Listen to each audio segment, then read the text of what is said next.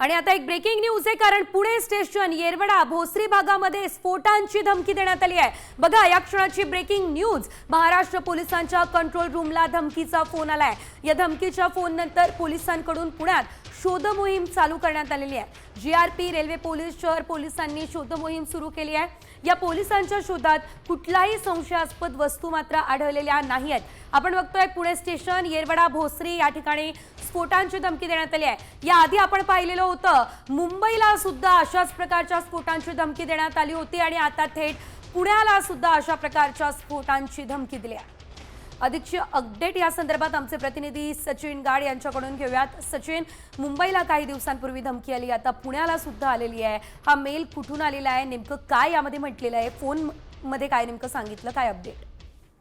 नक्कीच आता मुंबईनंतर पुण्याला देखील धमक्या येऊ लागलेल्या आहेत। महाराष्ट्र पोलिसांचं जे कंट्रोल रूम आहे 112 हेल्पलाईन नंबर, त्यावरती आज सकाळी अशा प्रकारचा धमकीचा फोन हा आलेला होता। त्यामध्ये पुणे रेल्वे स्टेशन, येरवडा कारागृह आणि भोसरी या परिसरांना बॉम्बने उडवून देण्याची धमकी देण्यात आली। या धमकीनंतरच आता या सगळ्या ठिकाणांची पोलिसांनी, बीडीडीए स्क्वॉडने, जीआरपीने तपासणी केली। मात्र तपासणीमध्ये कोणत्याही स्वरूपाची संशयास्पद गोष्ट ही आढळलेली नाहीये। आता धमकी नेमकी कोणी दिली आणि काय त्याचा मागचा उद्देश होता याचा सध्या यंत्रणांकडून तपास सुरू आहे। निश्चितच धन्यवाद दिलेले आहे सर्व सविस्तर अपडेटसाठी सचिन। तर आपण बघतोय धमकीचा फोन आलेला आहे, कंट्रोल रूमला हा फोन आलेला होता आणि यानंतर पुण्यातली काही महत्त्वाची ठिकाणं थेट स्फोटानं उडवून देण्याची धमकी यामध्ये देण्यात आलेली आहे।